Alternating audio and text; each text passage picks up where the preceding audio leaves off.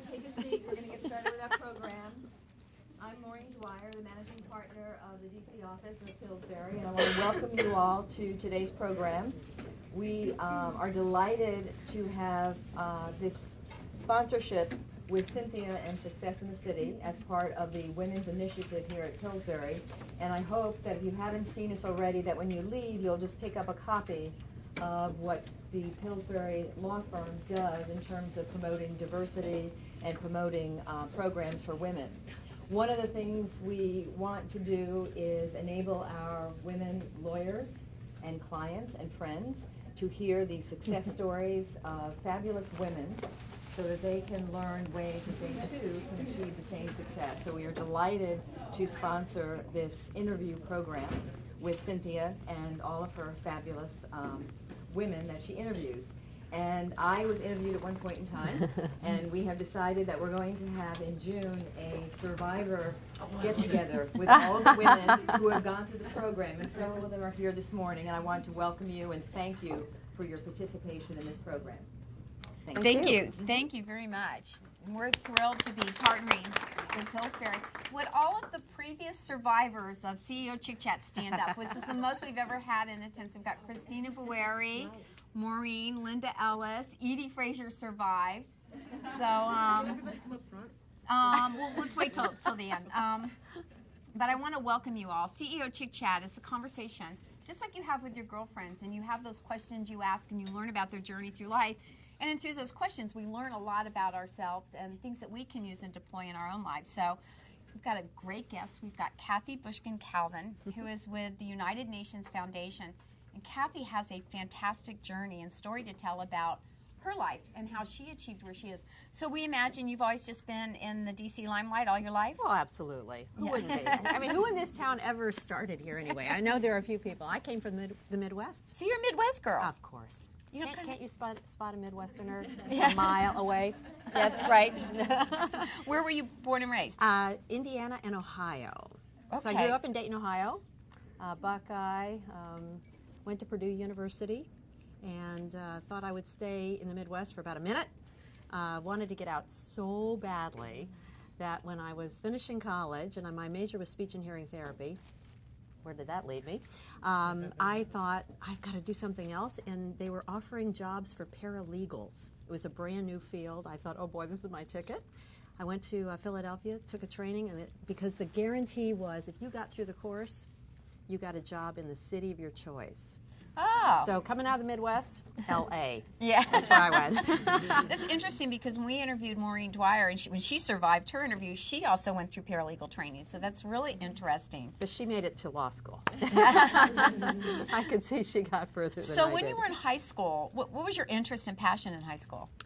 I was I was one of those girls who got along with everybody. I played field hockey. I wanted to be a cheerleader, and I didn't make the team, the squad. I ran the yearbook. I was on the newspaper. And my passion was taking care of little kids with cerebral palsy, which is why I went to Purdue. I thought and went into speech therapy. I had gotten into that in a summer camp thing and just thought that's what I wanted to do. I wanted to make that my major. I wanted to have a doctorate in it. I wanted to open my own clinic. And I got to college and found out I had a reward span of this long. I needed immediate gratification for my work, and that's not exactly it. So I switched to law, which wasn't quite good enough, and then I switched to journalism, which is like that. Oh, that's a good point. That's a good point. And I want to remind you to speak up because we've got a big crowd today, people in the back row. So we will shout out for y'all that are here in the back row. Yeah, true. So one of the things you shared is you had an interesting event occur in your life when you were in high school, and you have one sibling, a brother. Right. And your mother surprised you all. Yes, she had sex. I mean, she must have had sex at least twice before, but she didn't have it when I was a teenager that I knew, and so she got pregnant when I was 16, and unfortunately lost the baby. But it was part of what kept me in the Midwest. Frankly, I wanted to be near my family, so it had led to my choice of Purdue, so I would be near where I thought they were going to be. Yeah, I thought it was so funny when we discussed it because you said, oh my God, all my friends are going to know about what my parents do. And that's a really tough age, 16 tough age, for a girl. Right, exactly. You know, you have something in common with me and Maureen and Linda Ellis. We're all, and I think Edie, we're all from like that similar generation, and it was that baby boom generation where opportunity was a different lens for us than I think younger women. I think, and I look at my daughter and my niece now, and you know, it's interesting how they perceive the world and we perceive the world. So, did you envision yourself having grand ambitions and you were going to achieve all that you have, or was it more just try to find a more traditional path? You know, I had a vision that I wanted to go somewhere. I just wanted to be somebody. I wanted to do something. I didn't want to get married. I didn't want to have children. I looked at my mom. So I'm 59, so just so you can picture the era. It was the end of the 60s. And I didn't want to repeat her path. She'd been an actress, and she gave it up for marriage. And I thought, oof, that's bad. And she seemed bitter to me all the time I was growing up. Like, wow, I could have been Patricia Neal, who she was at Northwestern with. You know, she went somewhere. So that actually, I think, shaped me in a pretty significant way, because I felt I didn't want to ever look back and say I'd missed something. So I was determined to get somewhere. I think my dad, who was in business, also had a huge impact. He had a real belief, Kath, you can be anything, you can do anything.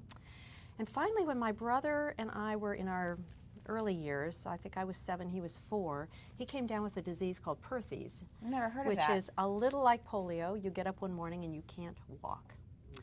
And for 3 years he was in a wheelchair. We didn't know if he would ever walk, and my dad made me the boy. I had to learn how to throw a ball, I had to fit the boy thing, and then suddenly my brother started walking again. So like, great, okay, I'm back to being a girl. And it was good, but it actually kind of put me in a situation where I'm real comfortable being the only woman in the room, the only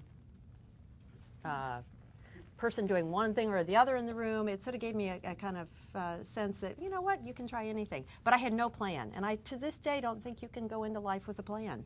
You know, if you sort of said, I'll be there in 5 years, you might miss the really great thing that could come along. I'm sure that's been your success. I think, you know, I think it's being flexible. I think it's the opportunity to reinvent yourself or reinvent an opportunity. Right. And I think that studies have actually shown that more than 70% of us who have a field of study do not work in our field of study. Interesting. So I think that that's very telling. Yeah. So we need to What was yours? reassure. Mine was, well, I crammed 4 years of college in 7 because I like school. And I ended up with a Bachelor of Science in Social Welfare only because my mother told me I couldn't stay one more semester because I would have had a BA and a BS. She said, you're done. You're done. You're getting out of college. So, Get the MRS and be done with it, right? Yeah. So, so that's what I did, and then began this exciting adventure, much like you. So you graduated, and where was the first place you went when you left the Midwest? Where'd you fly to? I actually did a summer in Europe, hitchhiking, doing what all of us did in that era. It was pretty great, pretty, again, shaping me to be independent. I thought I wanted to be alone and independent, and I found out I was pretty scared and lonely, but I had a great summer, learned a lot. So that was the first thing I did. Then I went off to college, and after college, did the paralegal thing and ended up in LA for a year. Loved it. You know, working in a law firm as a paralegal, experiencing Los Angeles in the early 70s, pretty exciting. Met my husband and moved back to Washington, D.C., and that began the long career here in Washington. It started with Kiplinger, Changing Times. I worked for their education service, wrote, edited, researched education materials. It was when there was a lot of money for educational research. And did that for 4 years and ended up thinking, you know, I'm in Washington. I need to do politics. And lo and behold, landed a job as Gary Hart's press secretary. Oh, that wasn't interesting. Gee, 26 years old, and whoa, really exciting. So yeah, not much going on in Gary Hart's career. Interesting. You picked a hot one to work with. He was a brand new senator. You know, he had just gotten elected from Colorado, and he was looking for a new press secretary. It got down to 2 people, 2 women, Kitty Kelly and I. How different could that be? I mean, I said to him later, Gary, if you had chosen Kitty, she'd have a book about you by now. It's a good thing you chose me. So I did that for 8 years. It was fantastic. I was 26 years old when I took the job. I was scared to death. Oh my gosh, what if they find out I don't know anything? Like everybody else who takes a job early, you know, you fake it for a while and then you figure it out for a while and then you get pretty good at it for a while. So I was there 8 years. Because we always stop for a moment and say, did you hear that? She took a job a little bit beyond where her skill sets were. For sure. But she said, I'm going to fake it till I make it. But you learn along the way. And that's pretty smart. So don't deny yourself an opportunity just because maybe you don't have all of the credentials of all the experience. Jump in. You know, swim. You can fake it. Yeah. I fake it all the time. I don't think you're. You think I know what I'm doing up there, don't you? She's getting good at it, though. But I think you never quite know a job until you're about to leave it. You Isn't know, that it true? takes you Yeah. a while, and then by the time you know it, you go, I'm ready for a new challenge. I think that's it. You kind of listen to yourself. I said, okay, it's time for something new. Yeah. So were you there during the Gary Hart premier years? Well, I'm going to assume you mean when he was making his rise through politics in his first presidential campaign. Yes. Yes. Yes. Actually, I was there when it was still really fun to be in the Senate, when it was a really proactive place. You went to work every day to get something done. The bipartisanship was still something people strove for. It was a great time. We did a lot of environmental legislation. We did a lot of smart domestic legislation. He was actually a very internationally focused kind of guy. So he won his Senate campaign in 1980, and that he was one of the few survivors in the Democratic Party that year, and that launched him on the '84 presidential campaign. I never thought I would be doing that, although I must say I ran the campaign for student body president when I was at Purdue for another guy. I was his campaign manager. He was a singularly bad candidate, so I learned a lot from that campaign. He was the kind of guy who'd go into the dorms and talk about how great fraternity life was. You know, he was never going to make it, I realized. So at any rate, I ended up in Gary Hart's presidential campaign in 1984 as his press secretary. We co-wrote a book right beforehand, so I knew his issues cold, which really helped. It was an amazing year. There were 2 women press secretaries, and there had been no women press secretaries before then. A lot of women were on the campaign trail for the first time, and that changed politics dramatically. The old boys on the bus routine was kind of coming to an end, and journalism was just getting much more professional. It was done the right way as opposed to in bars at night, although there are things to say about that era too. So it was a great, I went through a great 8 years there and ended at the end of the '84 campaign, which was really fortuitous on my part. And it wasn't there for the '87, '88 debacle. Yeah. And you know, I knew I had had the best experience I was ever going to have in politics, and to go back and try it again wasn't going to be nearly as much fun or as successful. I came out of it okay, and I just felt you can't go back and try it again. What was Gary really should have learned. interesting about that era was the fact that this was the first time where and you had left just before this, but before presidential candidates and the people who represent us, their private lives still stay private. I mean, there were indiscretions behind the scene, but it was never made public. Right. What do you think shifted that? I mean, because I think he was the first one they really Yeah. went in and they did an expose on his personal life. Right. And that was really telling, I think, for a cultural shift. What do you think it was attributed to that? Well, I think a couple things happened. I do think the change in the press corps was part of it, that women were coming in, and women asked questions that were different than men asked. They asked about motivations. They asked about the fit between what you said and what you did. It was a different kind of journalism, and so everybody sort of shifted to that question of, does your public and private mesh together? So that opened the door, I think, appropriately to some of this coverage. I think it obviously went too far in some cases, and there are times when private life doesn't affect public life, but when it's at odds, and if what you're saying and doing are at odds, I think that's a problem. So that was number one. Journalism was changing in terms of the news cycle and the appetite for information. You know, we went from no cell phones, no computers, telecopiers was the way we communicated, to the explosion we have now. So I think that's also driven this huge change. And I think values as a concept in politics became very hot at that time, and we frankly haven't moved away from it. Partly because issues are so complicated, voters default to values. You know, at least, you know, you may not agree with Ronald Reagan on some of the things he stood for, but you felt he had values, and you know, which I think was one of the reasons he won that re-election that year. So I think all of that had something to do with it. And then obviously there's this pendular shift in the way the country works, and you know, our attention to this, and then we reject it, and so I think we're still finding our footing on that.